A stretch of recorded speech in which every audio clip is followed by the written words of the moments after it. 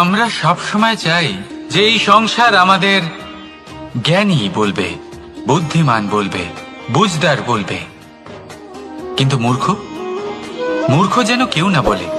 মূর্খ শব্দটা আমরা কেউ শুনতে চাই না, দূরে পালাতে থাকি। কিন্তু একটা সত্যি সবার কাছে অজানা, যে মূর্খ হওয়া হলো বুদ্ধিমান হওয়ার দিকে সর্বপ্রথম পদক্ষেপ। আপনি যত খুশি দিগ্গজ জ্ঞানী মানুষদের সাথে আলাপ করুন, যত ইচ্ছে কথা বলুন, যতই জ্ঞানের কথা আলোচনা করুন, অভিজ্ঞতা মূর্খ হবার পরেই পাওয়া যায়, তাই নয় কি? মূর্খ হবার পরে আপনি এটা বুঝতে পারবেন যে কি করা উচিত নয়। জ্ঞানী ব্যক্তি আপনাকে এটা বলবেন যে কি করা উচিত। আর এই সংসারে কি করা উচিত তার থেকেও অনেক বড় জ্ঞান হলো কি করা উচিত নয়। সেই জন্য সব সময় মনে রাখবেন, আপনার করা কিছু ভুল আপনাকে যদি কেউ মূর্খ বানিয়ে থাকে, ছল চাতুরি করে থাকে, তাহলে কোনো ব্যাপার নয়, এটা শেষ পর্যন্ত আপনাকে আরো বুদ্ধিমান করে তুলবে। এই মুহূর্তে ধন্যাত্মক থাকুন, এই সংসার আপনাকে অবশ্যই জ্ঞানী বলবে। রাধা রাধা।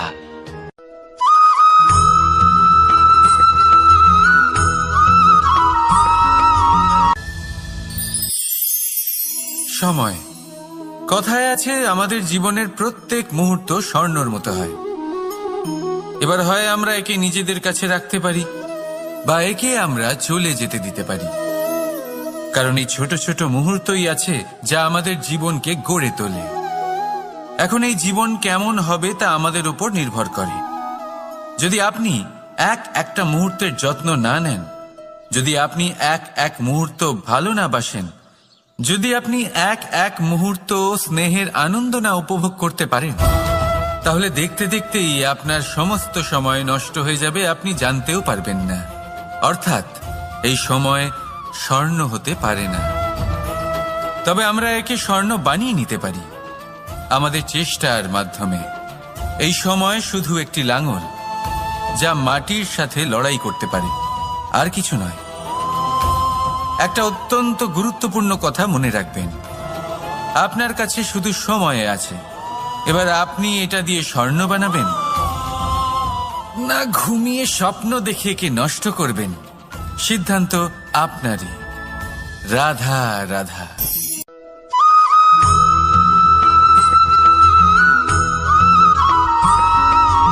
আপনি কি কখনো একজন মালিকে একটা বাগানের যত্ন নিতে দেখেছেন?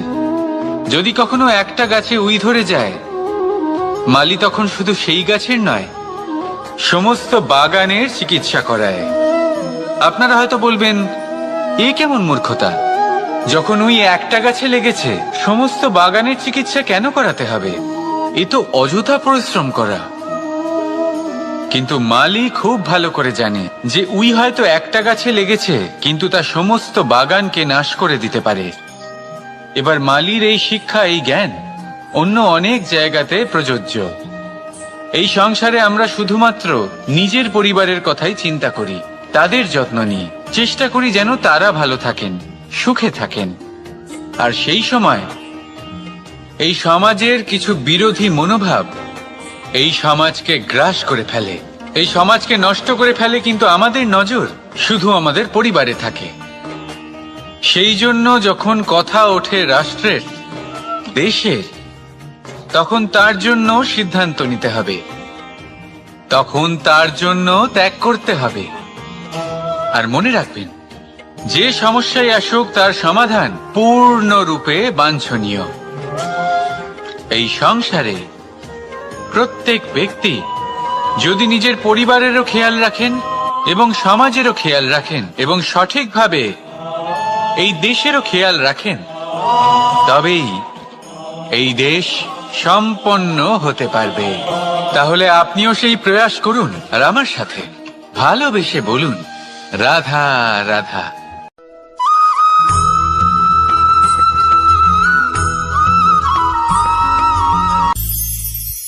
ভবিষ্যৎ।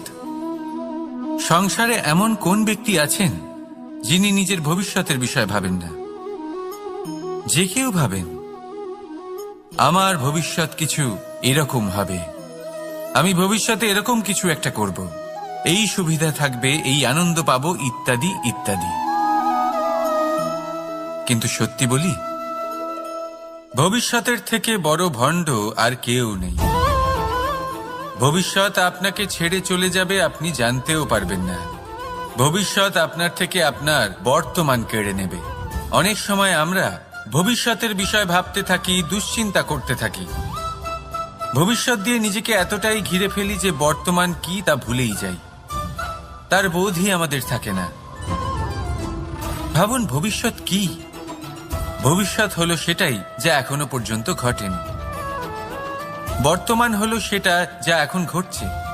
তাহলে যা এখনো ঘটেইনি তার বিষয়ে দুশ্চিন্তা করে নিজেকে ব্যতিব্যস্ত কেন করছেন? এই বর্তমান, এটাই হলো গুরুত্বপূর্ণ। এর উপরে সমস্ত ভাবনা কেন্দ্রীভূত করুন। মনে লক্ষ্য অবশ্যই রাখুন, কিন্তু পুরো মনোযোগ শুধু বর্তমানে থাকবে। এই বর্তমানকে যদি সামলে নিতে পারেন, তাহলে আপনার ভবিষ্যৎ এমনি উজ্জ্বল হয়ে উঠবে। তাহলে আসুন আমার সাথে ভালোবেসে বলুন, রাধা রাধা।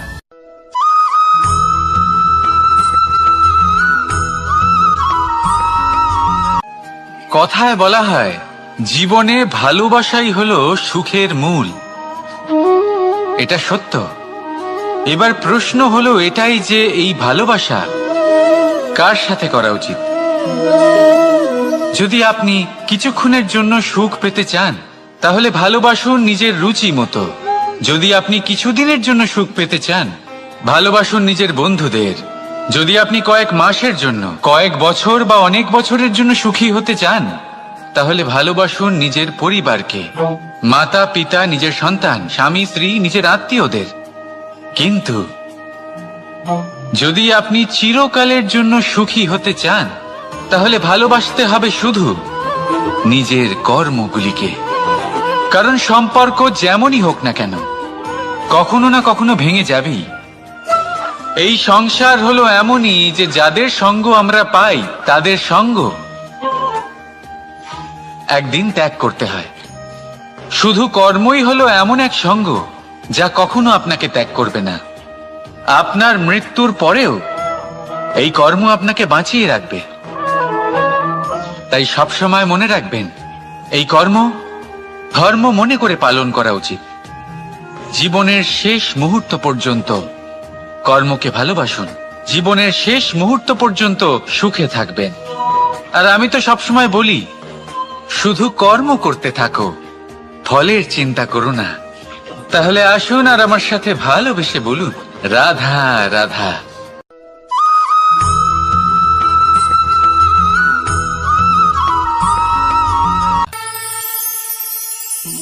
একটা সিদ্ধান্ত।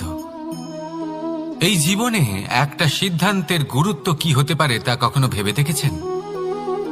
একটা সিদ্ধান্ত সেই ভিত্তি হতে পারে যা আপনার পুরো জীবনকে বদলে দিতে পারে, এই সমস্ত সংসারকে বদলে দিতে পারে, ভবিষ্যৎ বদলে দিতে পারে। এই সিদ্ধান্ত যে কোন রাস্তা চয়ন করতে হবে, সেই সিদ্ধান্ত যে কখন সামনে এগোতে হবে আর কখন থেমে যেতে হবে, সেই সিদ্ধান্ত যে কখন যুদ্ধ করতে হবে আর কখন নিজেকে পিছু পা হতে হবে। এই সিদ্ধান্ত হলো খুব গুরুত্বপূর্ণ। আর আপনি তো এই সংসারে একা নন, তাই আপনার একটা সিদ্ধান্ত শুধু আপনার জন্যই নয়, সমস্ত সংসারের জন্য গুরুত্বপূর্ণ হতে পারে। এবার এই সিদ্ধান্ত আপনারই হবে। ভাবনা চিন্তা করে নেবেন, সাফল্য পাবেন। রাধা রাধা।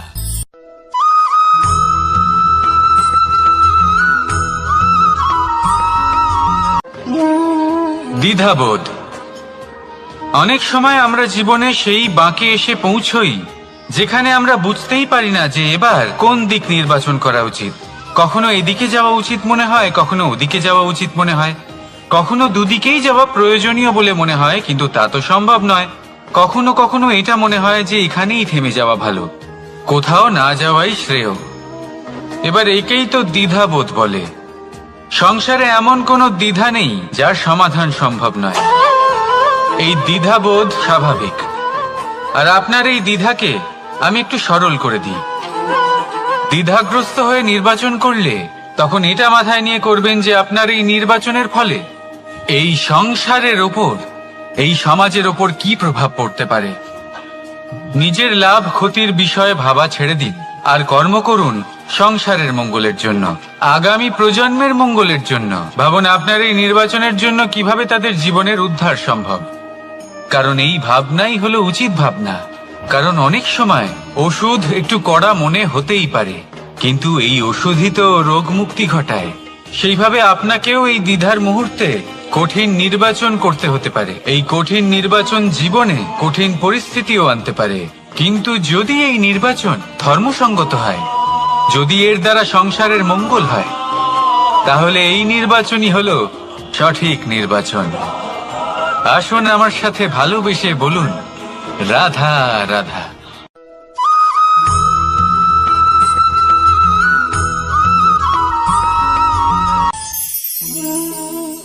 অহংকার এ হলো ছোট একটা শব্দ, কিন্তু এর প্রভাব অত্যন্ত বৃহৎ হয়ে থাকে। আর সব থেকে বড় সমস্যা হলো মানুষ আজ অবধি বুঝতেই পারেনি যে এই অহংকারের বাস্তব রূপ কিরকম। কেউ একে গর্বের নাম দেন, কেউ একে আত্মসম্মানের নাম দিয়ে থাকেন, এবং কোথাও একটা এমন সময় চলে আসে যখন সময় এই অহংকারকে ভেঙে খান খান করে দেয়। আর তখন না গর্ব আপনাকে বাঁচাতে পারে, না আপনার আত্মসম্মান। এখন যদি আপনাকে উদাহরণ দিই, তাহলে যেখানে আপনি বসে আছেন সেই ঘরেই ওপরে তাকান, সেই ছাদের দিকে। যদি এই ছাদ অহংকার করতে থাকে যে দেখো, আমি তো সব থেকে উঁচু জায়গায় আছি, আমার চেয়ে ওপরে আর কেউ নেই, আমি এই ঘরে থাকা সমস্ত ব্যক্তিকে ছায়া প্রদান করি, যদি এই অহংকার এসে যায় তাহলে কি? একবার ভেবে দেখুন, যদি পরের দিন তার উপর আরো একটা তলা বানিয়ে দেওয়া হয় তাহলে কি? এই ছাদ, যার নিজের উঁচু হবার অহংকার ছিল, যে সব থেকে ওপরে ছিল, সে এবার পায়ের তলায় চলে এসছে। এটাই হয়ে থাকে। মনে কখনোই অহংকার পোষণ করবেন না। যদি মনের মধ্যে কিছু রাখতে চান, তাহলে প্রেমের ভাব রাখুন, স্নেহ রাখুন। এই অহংকারকে আপনি যা ইচ্ছে নাম দিন, গর্ব হোক, আত্মসম্মান হোক, এর দ্বারা আপনার কোনোভাবেই কোনো লাভ হবে না। তাহলে এই অহংকারকে ত্যাগ করুন আর আমার সাথে ভালোবেসে বলুন, রাধা রাধা।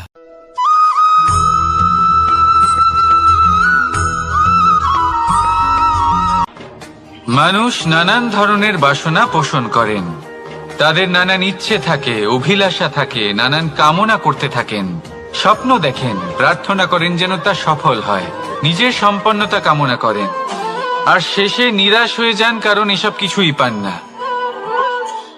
আপনাকে একটা ছোট্ট উদাহরণ দিই।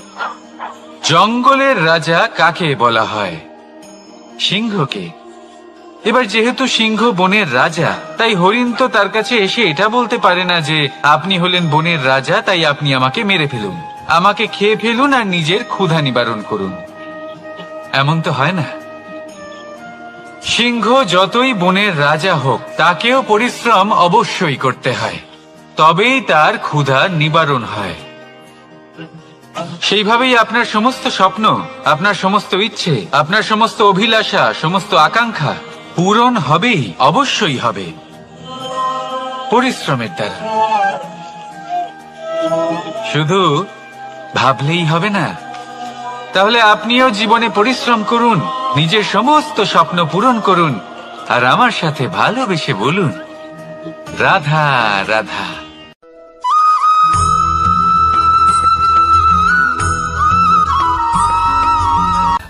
জীবনের এই পথে এগোতে এগোতে আমরা কোথাও থেমে যাই। আমরা জানি না কেন। আমরা চেষ্টা করি যেন আমরা সামনে এগোতে পারি, কিন্তু এরকম হয় না। কি কারণ হতে পারে এর? আসুন আমি আপনাকে বোঝাই। মনে করুন আপনি কোনো রাস্তায় হাঁটছেন, আপনার পা মুচকে গেল, আপনি পায়ে আঘাত পেলেন। এখন এই আঘাত যদি আপনাকে পথ চলতে বাধা দেয়, তখন আপনি থেমে যান। যদি আপনার ভাবনা চিন্তা ক্ষুদ্র হয়, তাহলে আপনি জীবনে কখনোই এগোতে পারবেন না। ভেঙে যাওয়া কলম দিয়ে আপনি কখনো চিঠি লিখতে পারবেন না। ঠিক সেইভাবেই যদি আপনার মনে অন্যের জন্য হিংসা থাকে, তাহলে আপনি আপনার নিজের ভাগ্য লিখতেই পারবেন না। কাজের প্রতি আলস্য আপনাকে কখনো ধনী হতে দেবেই না, আর ধনের প্রতি লোভ তা আপনাকে কখনো মহান হতে দেবে না। ছোট একটা কথা, কিন্তু এ হলো অত্যন্ত গুরুত্বপূর্ণ। ভাবনা চিন্তা অবশ্যই করুন, আর বোঝার চেষ্টা করুন সেটা যা আপনি বুঝতে চান।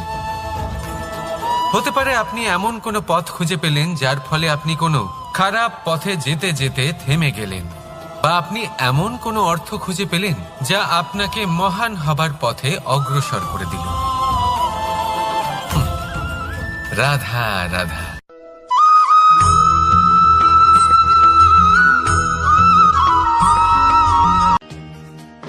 আপনি কি কখনো কোনো উঁচু পর্বতের শিখরে পৌঁছতে পেরেছেন? যদি পৌঁছে থাকেন, বা যদি আপনি কোনো উঁচু পর্বতের শিখরে যান, তাহলে ভালো করে দেখবেন, আপনি যত উঁচুতে অগ্রসর হতে থাকবেন, আস্তে আস্তে সমস্ত বনস্পতি বিলুপ্ত হতে থাকে। তারপরে সমস্ত গাছপালা, পশু পাখি সব বিলুপ্ত হতে থাকে। শেষ পর্যন্ত সেই শিখরে থেকে যায় শুধুমাত্র শান্তি, নীরবতা। আমাদের মানুষের সাথেও এটাই হয়। মানুষ যখন আত্মবিকাশের পথে অগ্রসর হতে থাকে এবং নিজের জীবনের শিখরে পৌঁছতে চায়, তখন তার একা থাকা অত্যন্ত প্রয়োজনীয় হয়। আর তাকে তখন ত্যাগ করতে হয় নিজের সুখ স্বাচ্ছন্দ্য, নিজের সম্পত্তি, নিজের সমৃদ্ধি, নিজের সৌন্দর্য। দেখুন, জীবনের শিখরে পৌঁছনো একেবারেই সহজ কাজ নয়। এ হলো অত্যন্ত দুর্গম এক পথ, কিন্তু যদি আপনি সেখানে পৌঁছতে চান, তাহলে আপনাকে ত্যাগের প্রবৃত্তি জাগিয়ে তুলতে হবে। ত্যাগ কি সেটা জানতে হবে, কারণ ত্যাগের ফলেই মনে শান্তি আসে, আর সেই শান্তির ফলে মনে উৎপন্ন হয় প্রেম। আর এই প্রেমই হলো জীবনের অন্তিম লক্ষ্য। তাহলে আসুন আমার সাথে ভালোবেসে বলুন, রাধা রাধা।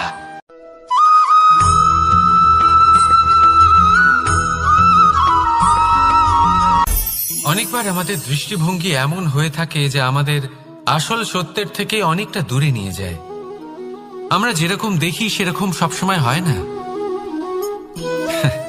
এবারে দেখুন না, আমরা মানুষেরা, আমাদের ভালো লাগে। আমরা কোথাও গেলাম, আমাদের স্বাগত জানানো হলো, আমাদের প্রশংসা করা হলো, কেউ আমাদের দিকে হাসি মুখে তাকালো, আমাদের ভালোবাসলো, আমাদের একটা কথা মনে রাখবেন, এই হাসি সবার জন্যই হয়। আপনি তাদেরকেও হাসি উপহার দিতে পারেন যাদের আপনি চেনেন, তাদেরও দিতে পারেন যাদের আপনি চেনেন না। ছোটদের দিতে পারেন, বড়দের দিতে পারেন, সবার জন্যই হলো এই হাসি। কিন্তু ক্রোধ, ক্রোধ তাদের উপরেই আসে যাদের আমরা জীবনে কখনো হারাতে চাই না, যাদেরকে আমরা অসম্ভব ভালোবাসি, যাদের জন্য আমরা আশা করি যে তাদের জীবনের পরবর্তী সময় সব সময় সুখময় হোক, উজ্জ্বল হোক। সেই জন্য আপনার জীবনে সমস্ত সেই ব্যক্তি যারা আপনার উপরে ক্রুদ্ধ হন, কটাক্ষ করেন, জরুরি নয় তিনি আপনার শত্রুই হবেন। হতে পারে সে হলো আপনার শুভাকাঙ্ক্ষী, যিনি আপনার শুধুমাত্র ভালোই চান, যিনি আপনার জন্য একটা সুন্দর ভবিষ্যৎ চান।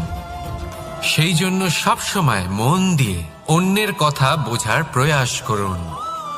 আপনি জানতে পারবেন তাদের কর্মের ধর্ম কি হতে পারে, আপনি জানতে পারবেন তাদের ক্রোধের মর্ম কি হতে পারে। রাধা রাধা।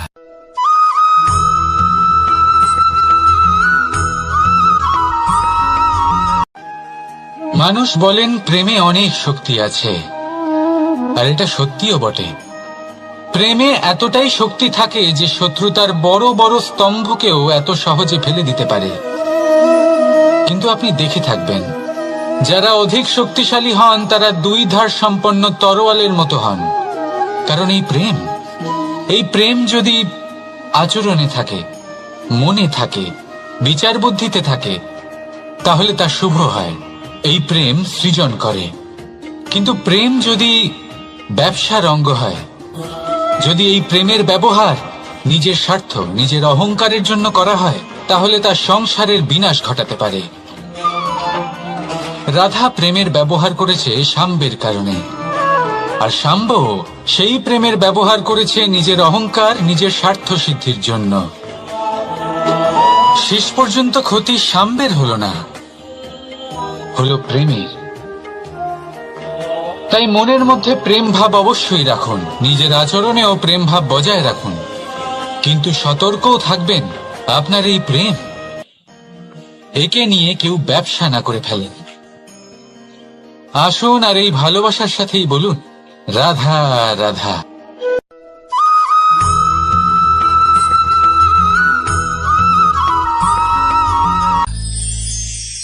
আমরা অনেকবার লোকের থেকে এই কথা শুনেছি, জীবনে যখনই ধন অর্জন করবে বাঁচিয়ে রাখবে। কি হয়, কঠিন পরিস্থিতিতে আপনার খারাপ সময় তা আপনার কাজে আসে। কিন্তু এই কথা কি 100% সত্যি? ভাবুন, এই সমস্ত ধন যে আপনি অর্জন করেছেন তা কি আপনাকে সুস্বাস্থ্য দিতে পারবে? এই সমস্ত ধন কি আপনাকে সুখ এনে দিতে পারবে? পারবে না, তাই না? চলুন আমি আপনাকে একটা কথা বলি। পরমেশ্বর, ঈশ্বর,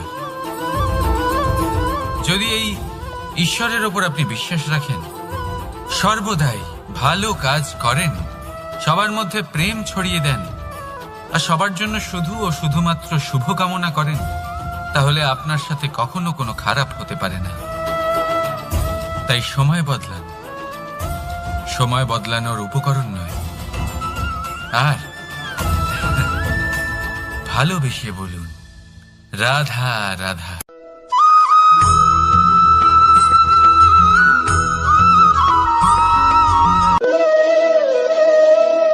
ফলটা দেখছেন আপনি? এটা সেই ফল যেটা গাছের সবচেয়ে উঁচু ডালে পাওয়া যায়, কিন্তু যখন এটা খসে পড়ে তখন এটা আকাশের দিকে যায় না যা ওপরে আছে, সে যায় সেই ভূমির দিকে যে নিচ থেকে তার দিকে তাকিয়ে থাকে। কেন? কারণ এই ফলের নিজের উচ্চতার ধারণা মাটির থেকে নিজের দূরত্ব দেখে হয়। এই ব্যাপারটাই আমাদের মানুষের জন্যও খাটে। যদি আপনি সম্পন্ন হন, তাহলে তাদের সাহায্য অবশ্যই করবেন যাদের সামর্থ্য আপনার থেকে কম, যাদের সাহায্যের অত্যন্ত প্রয়োজন। আপনার সামর্থ্য বেশি কারণ তাদের আপনার থেকে সামর্থ্য কম। দেখুন, জীবনে আনন্দ শুধু বড় হওয়ায় নয়, বরং তাদের সাহায্য করেও আছে যারা কোনো কারণবশত আপনার থেকে নিচে রয়ে গেছেন। আর যখন একটা ফল এই কথাটা বুঝতে পারে, তখন আপনি নয় কেন, রাধা রাধা।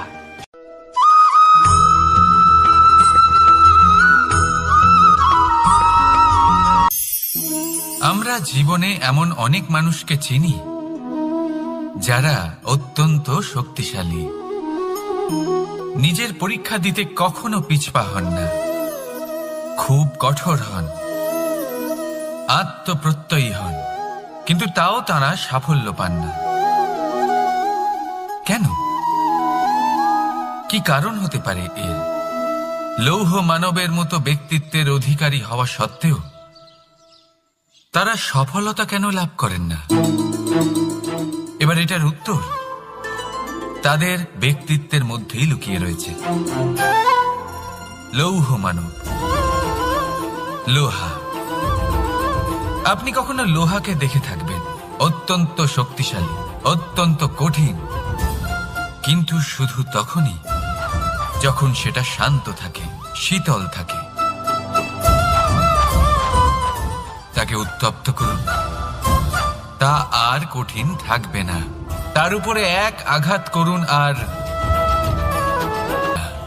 চিনতে শিখুন সেই চিন্তাগুলো যা ক্রোধ বাড়িয়ে দেয়, আর সেগুলোকে শেষ করে দিন, নয়তো সেই রাগ আপনার পতন অবশ্যই ঘটাবে। রাধা রাধা।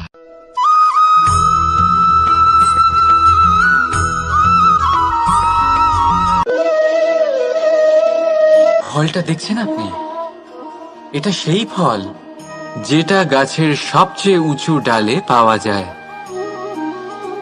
কিন্তু যখন এটা খসে পড়ে তখন এটা আকাশের দিকে যায় না যা ওপরে আছে, সে যায় সেই ভূমির দিকে যে নিচ থেকে তার দিকে তাকিয়ে থাকে। কেন? কারণ এই ফলের নিজের উচ্চতার ধারণা মাটির থেকে নিজের দূরত্ব দেখে হয়। এই ব্যাপারটাই আমাদের মানুষের জন্যও খাটে। যদি আপনি সম্পন্ন হন, তাহলে তাদের সাহায্য অবশ্যই করবেন যাদের সামর্থ্য আপনার থেকে কম, যাদের সাহায্যের অত্যন্ত প্রয়োজন। আপনার সামর্থ্য বেশি কারণ তাদের আপনার থেকে সামর্থ্য কম। দেখুন, জীবনে আনন্দ শুধু বড় হওয়ায় নয়, বরং তাদের সাহায্য করেও আছে যারা কোনো কারণবশত আপনার থেকে নিচে রয়ে গেছেন। আর যখন একটা ফল এই কথাটা বুঝতে পারে, তখন আপনি নয় কেন, রাধা রাধা।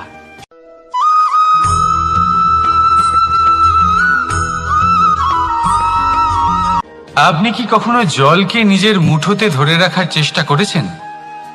চলুন আজ করা যাক।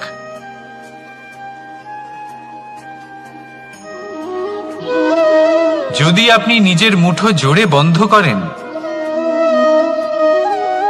জল ধরে রাখতে পারবেন না। যদি আপনি তাকে এমনি বইতে দেন, তাহলে ও নিজের পথ নিজেই করে নেবে, আর আপনার হাতেও থেকে যাবে। আমাদের জীবনও হলো কিছুটা এরকম, জলের মতো। নিজের পথ নিজেই করে নেয় এই জীবন। প্রত্যেক সমস্যার সমাধান নিজেই করে নেয় এই জীবন। তাই জীবনে যখন কোনো পরিস্থিতি আমাদের প্রতিকূল হয়ে থাকে, কিছুই হয়তো আমরা বুঝতে পারছি না, কিছুই যখন বসে থাকে না, তখন আমরা হতাশ হয়ে পড়ি, নিরাশ হয়ে পড়ি। আর এটাই করা উচিত নয়। শান্ত মনে দেখতে হবে যে এই জীবনে আসলে কি ঘটে চলেছে। কষ্ট সবাই ভোগ করেন। কষ্ট পেলে কেউ রেগে যান, রেগে গিয়ে পরাক্রম দেখান। এটাই তো করা উচিত নয়। শান্ত মনে সেটাই করতে হবে যা জীবন আমাদের শেখাতে চাইছে। জীবন আমাদের সব শিখিয়ে দেবে, শুধু মনে রাখবেন কখন প্রয়াস করতে হবে আর কখন আমাদের প্রতীক্ষা করতে হবে, সেটা আগে আপনাকে বুঝতে হবে। তাহলে আসুন আমার সাথে ভালোবেসে বলুন, রাধা রাধা।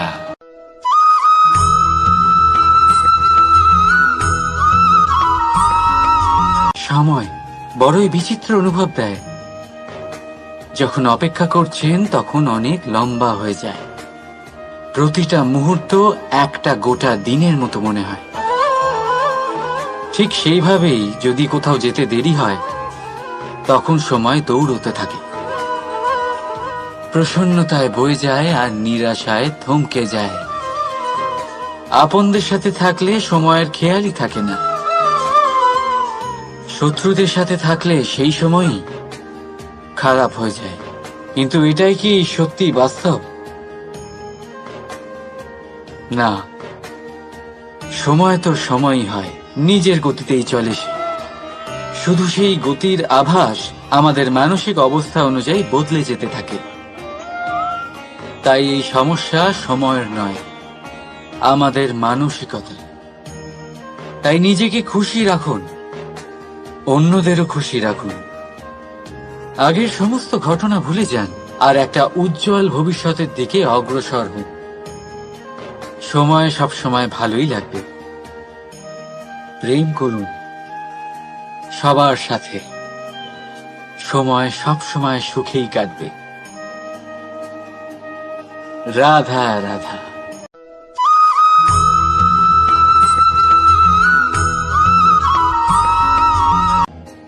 বাজ পাখিকে পক্ষীরাজ বলা হয়। বাজের আয়ু হলো মোটামুটি 70 বছর। এবার 40 বছর হতে হতেই ওদের পালক লম্বা এবং ভঙ্গুর হয়ে যেতে থাকে, ঠোঁট বেঁকে যায়, ডানা ভারী হয়ে যায়, অর্থাৎ আগের মতো উড়তে পারে না, সেই শক্তি থাকে না। এবার সেই বাজ কি করবে? বাজ সব থেকে কঠিন নির্বাচন করে, নির্বাচন নিজের পুনর্স্থাপনার। সর্বপ্রথম একটা বিশাল পর্বতে যায়, একান্তে নিজের এক বাসস্থান তৈরি করে, আর তারপরে পাথরের সাথে নিজের ঠোঁট বারবার আঘাত করতে করতে সেই ঠোঁট ভেঙে ফেলে। তারপরে সে অপেক্ষা করে সেই ঠোঁট পুনর্নির্মাণ হওয়ার। তারপর সেটাই করে নিজের পালকের সাথে। তারপরে নিজের ডানা থেকে এক এক করে ভারী পালকগুলো ছিঁড়ে ফেলে দেয়। আর তারপর 150 দিনের এই যন্ত্রণা সহ্য করার পরে ও ফিরে পায় নিজের ওড়বার অনন্য ক্ষমতা, সেই শক্তি। আর তারপরে ও জীবনের পরবর্তী 30 বছর বাঁচে। কি বুঝলেন আপনি? যদি ইচ্ছে শক্তি থাকে তাহলে একজন দুর্বলও শক্তিশালী হতে পারে। আপনিও এটাই করুন, নিজের অতীতের যন্ত্রণার বোঝাগুলিকে ত্যাগ করুন আর কল্পনার খোলা আকাশে উন্মুক্ত হয়ে উড়ে বেড়ান। নিজের পুনর্স্থাপনা করুন, তবেই সর্বশ্রেষ্ঠ হতে পারবেন। আর মনে রাখবেন, এই ছোট ছোট পদক্ষেপই বড় বড় শিখরে পৌঁছে দিতে পারে। তাহলে আসুন আর আমার সাথে ভালোবেসে বলুন, রাধা রাধা।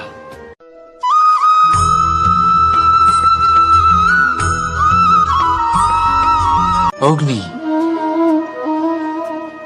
জীবনে খুব মহত্বপূর্ণ হয়।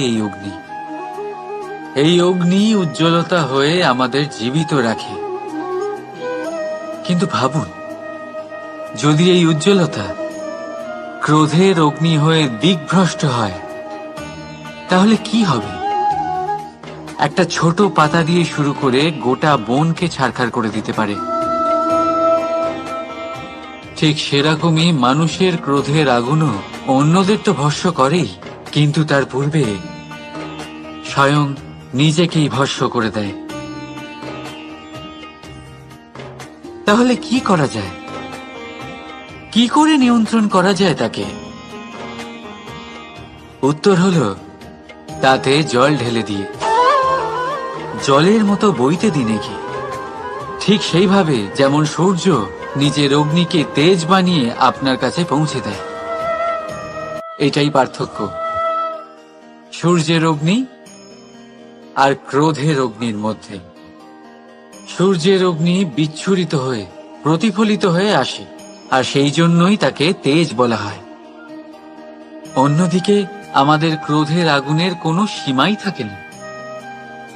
তাহলে নিজের অন্তরের শক্তিকে ক্রোধের আগুন বানিয়ে জ্বালাতে চান, নাকি উজ্জ্বলতা বানিয়ে বিস্তারিত করতে চান? সিদ্ধান্ত আপনার। রাধা রাধা।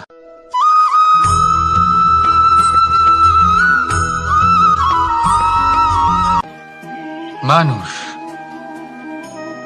কোন ব্যক্তির নির্মাণ হয় কিভাবে?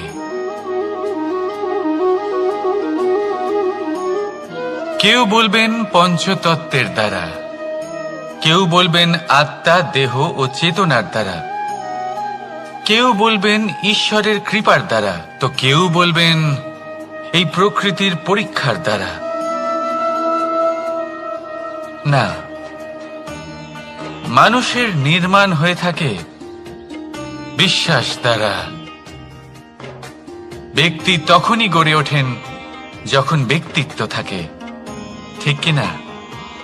আর ব্যক্তিত্ব তখনই হবে আর সেরকমই হবে যেরকম বিশ্বাস আপনি নিজের উপরে রাখবেন। যদি আপনি মনে করেন আপনি বিষের ন্যায় হবেন, তাহলে আপনি বিষাক্তই হবেন। যদি আপনি এটা মনে করেন যে আপনি অমৃতের ন্যায় হবেন, তাহলে আপনি অমরই হয়ে যাবেন। যদি আপনি নিজের উপরে বিশ্বাস রাখেন যে আপনি সংসারের সব থেকে উঁচু পর্বতের শিখরে পৌঁছতে পারবেন, তাহলে আপনি অবশ্যই পৌঁছবেন। যদি আপনার এরকম মনে হয় যে আপনি এরকম কখনো করতে পারবেন না, তাহলে এরকম কখনোই হবে না। ভেবে দেখবেন, বিশ্বাসের মধ্যেই বিশ্ব বাস করে থাকে। তো আপনার অস্তিত্ব কেন করবে না? যেমন বিশ্বাস আপনি নিজের উপরে রাখবেন, তেমনই আপনি হয়ে উঠবেন। সেই জন্য নিজের উপরে বিশ্বাস রাখুন। আর হ্যাঁ, ভালোবেসে বলুন, রাধা রাধা।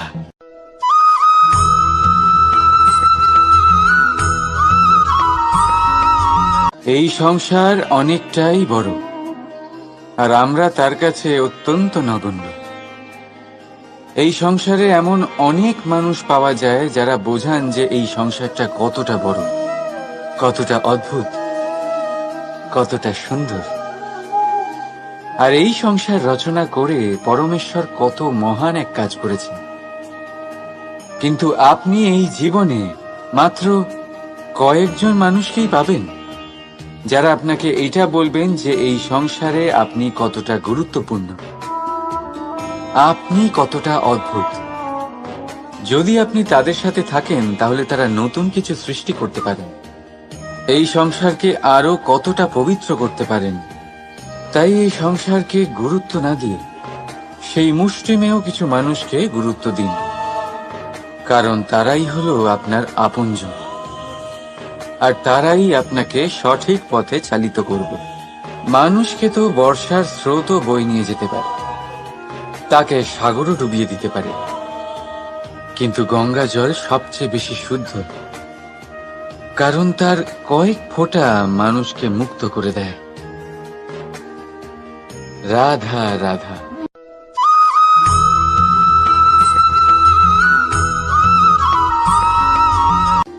অনেক ব্যক্তির মনে একটা প্রশ্ন জাগে আমাকে আর রাধাকে নিয়ে। বলেন যে, না আমি আর রাধা একসাথে থাকি, না আমাদের বিয়ে হয়েছে।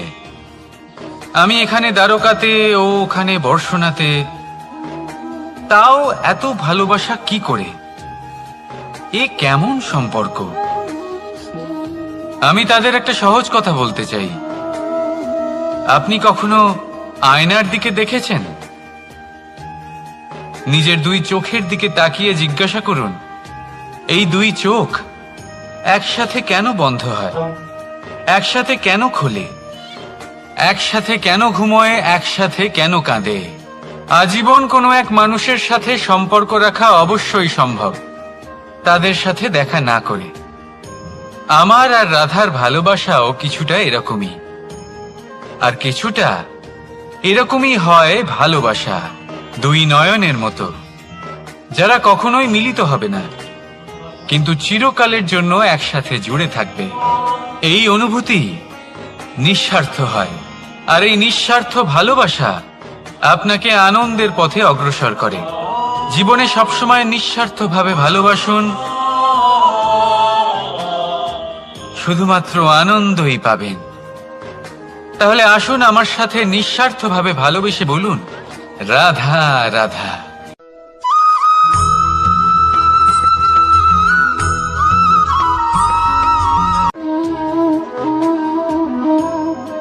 এ হলো একটা পাতলা সুতো। ভাবছি যদি এটা দিয়ে আমি পোশাক বানাই, তাহলে নিজের জন্য কত সুন্দর একটা পোশাক বানাতে পারবো। কিন্তু যদি এটা আমি, চিন্তা করবেন,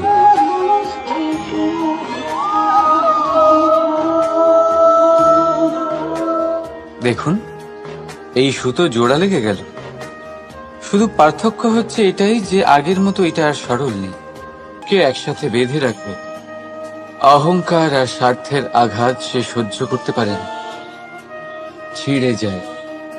চেষ্টা করলে আবার এই সম্পর্ক হয়তো জোড়া লাগতে পারে, কিন্তু তা আগের মতো কখনোই থাকে না, কারণ মনে গিট পড়ে যায়।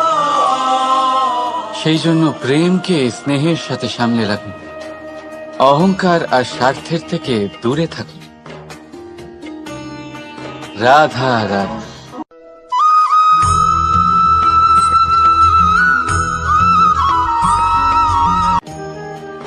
যদি সন্তান কোনো দুষ্কর্ম করে, তাহলে সেই অপরাধ শুধু কি সেই সন্তানের?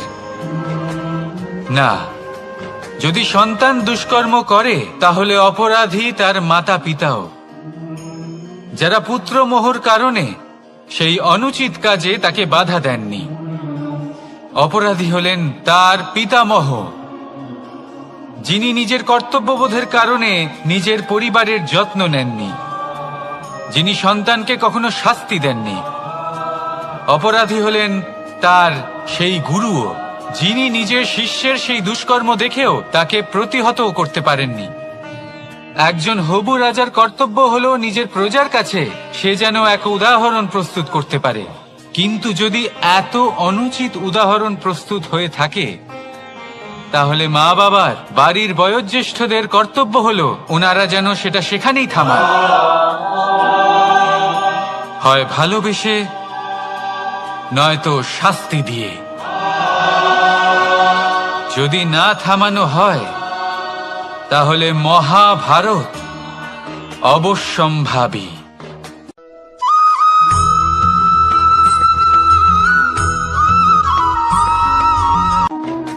আগুন কি করে? জ্বালায়। সেটা কাঠই হোক, কয়লা হোক, বস্ত্র হোক, যাই আপনি আগুনে দেবেন তা ভস্ম হয়ে যাবে। কিন্তু সোনা, যদি আপনি সোনা আগুনে ফেলেন, তাহলে তা কুন্দন হয়ে নিজের অস্তিত্ব তৈরি করে। যদি আপনি লোহা গরম করেন, তাহলে তা ইস্পাত হয়ে যায়। কেন? কেন হয় এরকম? কারণ তাদের অন্তরের আগুন জ্বালানোর আগুনের থেকে অনেক বেশি তীব্র হয়। এই আগুন হলো পবিত্রতার, এই আগুন হলো নিশ্চয়তার। যদি আপনার লক্ষ্য স্থির থাকে, আপনার ইচ্ছে দৃঢ় হয়, তাহলে কুন্দন হয়ে বেরোবেন, ইস্পাত হয়ে বাঁচবেন, অন্তর থেকে শক্তি পাবেন, আর কেউ আপনার সাথে কোনো অনিষ্ট করতে পারবে না।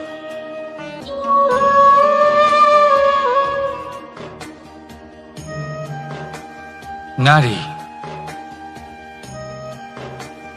পুরুষরা যাকে নাম দিয়েছেন ত্রিয়া, কেন দিয়েছেন, কে দিয়েছেন, কেউ তা জানে না।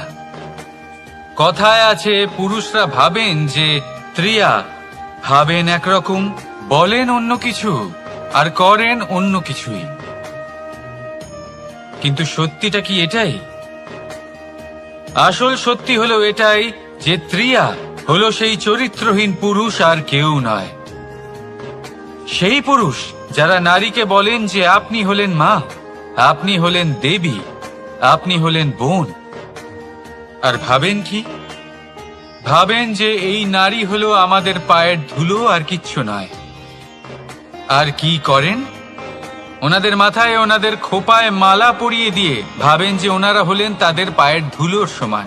একজন নারীর সম্মান ভঙ্গ করেন, তাদের দাসী মনে করেন। ভুলবেন না, যত্র নারী আস্ত পূজ্যন্তে রমন্তে তত্র দেবতা। অর্থাৎ যেখানে নারীকে পুজো করা হয় সেখানে ঈশ্বর বাস করেন, আর যেখানে নারীকে অপমান করা হয় সেখানে ঈশ্বর এবং ভাগ্য এই দুই রুষ্ট হয়। মনে রাখবেন, যদি নারী কল্যাণকারী হতে পারেন, তাহলে নারী মহাচণ্ডী রূপও ধারণ করতে পারেন। যদি একজন নারী মাতা হয়ে জন্মদান করতে পারেন, তাহলে নারী মৃত্যু হয়ে বিনাশও করতে পারেন। যেখানে নারী অপমানিত হবেন, সেখানে মহান ভারতও মহাভারতের পথে অগ্রসর হতে পারে। তাই মনে রাখবেন, নারীর অপমান যেন কখনোই না ঘটে। আর যদি কোথাও নারীর অপমান হয়, তার অর্থ হলো আপনার বিনাশ আপনার দিকেই আসছে। আর এটা হলো তার প্রথম পদক্ষেপের প্রথম পদধ্বনি। রাধা রাধা।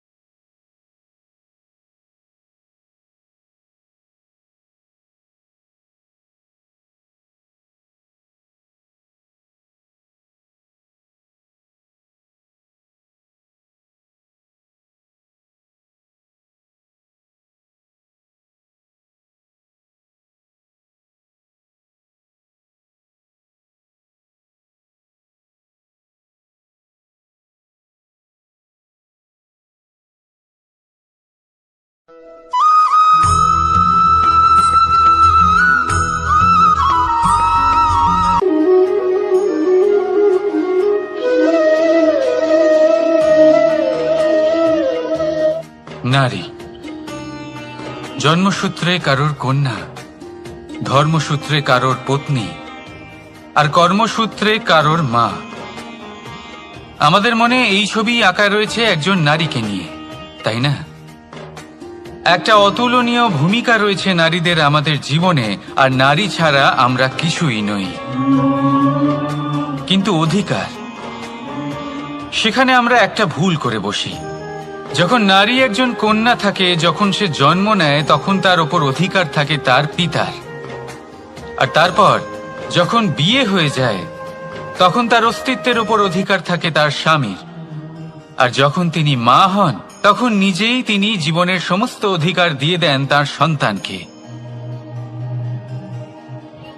কিন্তু আমরা কি কখনো এটা ভেবেছি এই জীবন হলো তার নিজের? যে নারী সবার কল্যাণ করছেন, তার জীবনের অধিকারও তার কাছেই থাকা উচিত, তাই না?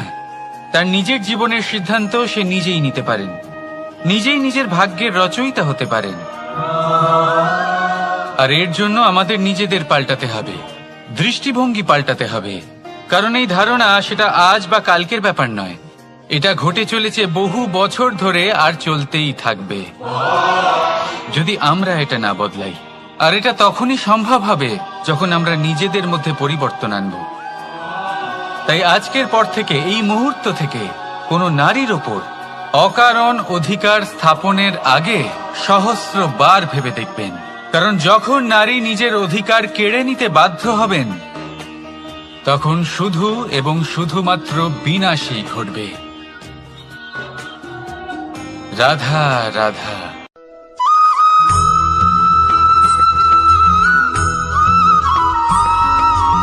মানুষের জীবন কি? আপনি বলতে পারেন জন্ম আর মৃত্যুর মধ্যেকার সময়। আর মৃত্যু কখন হয়? যখন মানুষ শ্বাস নেওয়া বন্ধ করে দেয়, হাত পা নাড়ানো বন্ধ করে দেয়, ভাবা ছেড়ে দেয়। এমনটা নয়, মানুষের অন্তর। তার মৃত্যু তখনই হয় যখন তার অন্তরের করুণা শেষ হয়ে যায়। করুণা, সেই ভাব যা মানুষকে মানুষ করে তোলে, যা এক মানুষকে আরেক মানুষের কষ্টে তার প্রয়োজনীয়তা অনুভব করে। আর সেটাই তাকে শক্তি দেয় অন্য কাউকে সহায়তা করার জন্য, তাকে পাত্র করে এই সৃষ্টির নিয়ন্তা হবার জন্য। দেখুন, এই সংসারে মৃত্যু কেবলমাত্র একবারই হয়, তাই তার আগে কেন মরব? এই করুণাকে কেন মারব? নিজের মনুষ্যত্ব বজায় রাখুন, মৃত্যুর পরেও আপনি জীবিত থাকবেন। রাধা রাধা।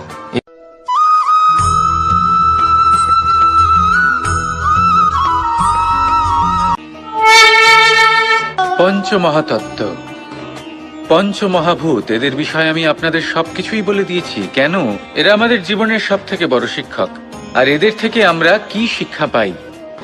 নিশ্চিত রূপে এই পঞ্চমহাতত্ত্ব আমাদের দেহের নির্মাণ করে, কিন্তু একটা ষষ্ঠ মহাতত্ত্ব রয়েছে, এমন এক তত্ত্ব যার না কোনো ভার আছে, না কোনো পরিমাণ আছে, কিন্তু তা হলো অত্যন্ত গুরুত্বপূর্ণ। ভাবনা। কেউ একে আত্মা বলে, কেউ একে বিবেক বলে, কেউ একে প্রাণ বলে, আর কেউ বলে চেতনা। এবার এই চেতনা যখন পঞ্চমহাতত্ত্বের সাথে জুড়ে যায়, এক হয়ে যায়, তখন মানুষের জীবনের নির্মাণ হয়। এবার আপনার দেহের নির্মাণ জন্ম থেকেই পঞ্চমহাতত্ত্ব করে দেয়, কিন্তু এই ভাবনা, এই চেতনা, একে আপনি নিজেই এগিয়ে নিয়ে যেতে পারেন। একে দিশা দেখাতে হবে, এর বিকাশ আপনাকেই করতে হবে। কিভাবে? তা আপনার উপর নির্ভর করছে। আপনি এর সদ্ব্যবহারও করতে পারেন, দুর্ব্যবহারও করতে পারেন।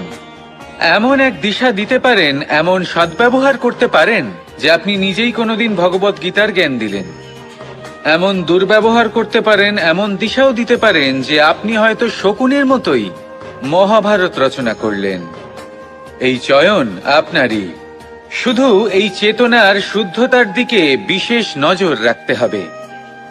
যদি এই চেতনা শুদ্ধ হয়, তাহলে প্রেম থাকবে। আর যদি এই চেতনা অশুদ্ধ হয়, তাহলে বিদ্বেষ হবে। আর আমার মতে সুখ এবং শান্তি প্রেমের দ্বারাই লাভ হবে, বিদ্বেষ দ্বারা নয়। তাহলে আসুন আর আমার সাথে ভালোবেসে বলুন, রাধা রাধা।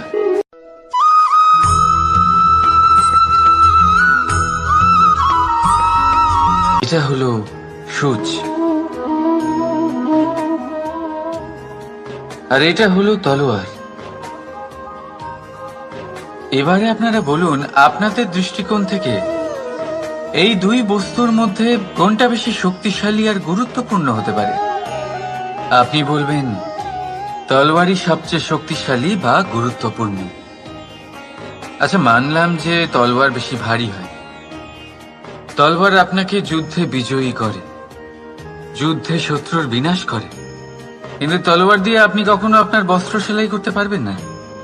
যদি আপনার পায়ে কাঁটা ফুটে যায়, তা আপনি তলোয়ার দিয়ে বের করতে পারবেন না। আপনাকে সূচের ব্যবহার করতেই হবে। এবারে বলুন, তলোয়ার পেয়ে যাওয়ার পরে এইভাবে সূচকে হারিয়ে ফেলা কি ঠিক হবে?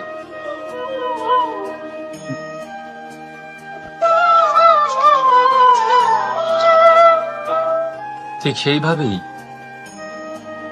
জীবনে সম্পন্ন বন্ধু পাওয়ার পরেও আপনার সেই বন্ধুদের হারাবেন না যারা কম সম্পন্ন, দরিদ্র।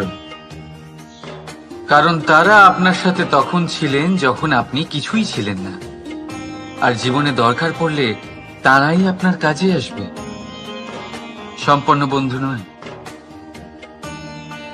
তাই যাকে ভালোবেসেছেন তার সাথে বন্ধুত্ব পালন করুন। চিত্ত আনন্দে জেগে উঠবে। রাধা রাধা।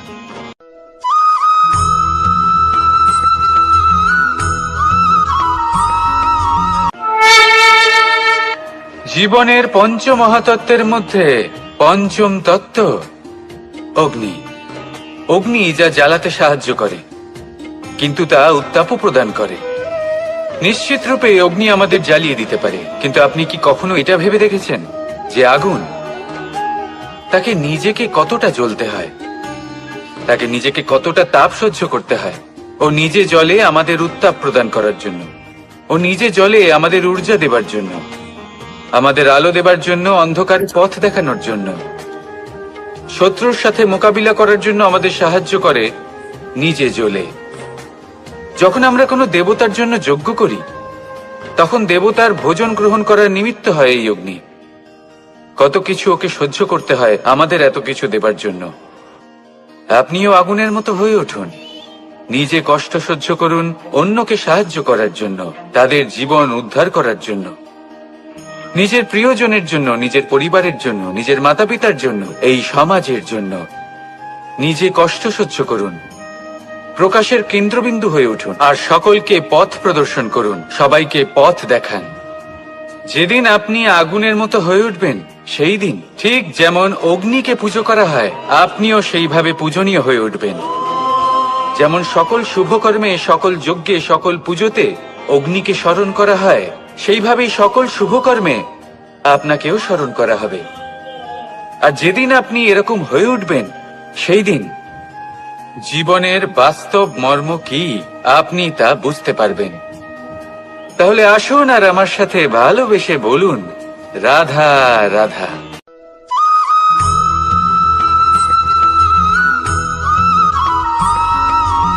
পঞ্চমহাভূত। জীবন রচনায় এর অবদান অনস্বীকার্য। এই পঞ্চমহাভূত আসলে কি? জল, বায়ু, অগ্নি, মাটি আর আকাশ। এবার শুধুমাত্র জীবন রচনায় এর অবদান আছে তা নয়, শুধু শরীর রচনাতে এর যোগদান আছে তা নয়, বরং এরা হলো আমাদের জীবনের সবথেকে বড় শিক্ষক। এবার আপনারা সকলে চমকে যাবেন, হয়তো আপনারা এই দৃষ্টিভঙ্গি দিয়ে কখনো দেখেননি। আমি আজ আপনাদের বোঝাবো। এদের মধ্যে সবথেকে বড় তত্ত্ব জল। এ আমাদের কি শেখাচ্ছে? এই জল, এর নামই হলো জল, কিন্তু এ কখনোই আমাদের জ্বালায় না, আমাদের জ্বলনের কারণ হয় না। তাহলে কি করে? আমাদের তৃষ্ণা মেটায়, আমাদের শীতলতা প্রদান করে, জীবন দান করে। এর দ্বারা আমরা কি শিক্ষা লাভ করি? যে আপনার উৎপত্তি যেখান থেকেই হোক না কেন, আপনি যেখানেই জন্মগ্রহণ করুন না কেন, আপনার কর্ম সর্বদা শ্রেষ্ঠ হওয়া উচিত। আপনি জলকে যে কোনো পাত্রে রাখুন না কেন, সে সেই অনুসারেই নিজের আকার ধারণ করে নেয়। এর দ্বারা আমরা কি শিক্ষা পাই? এই শিক্ষাই পাই যে যে কোনো পরিস্থিতিতেই নিজেদের মানিয়ে নিতে হবে, নিজেকে সেরকম করে নিতে হবে।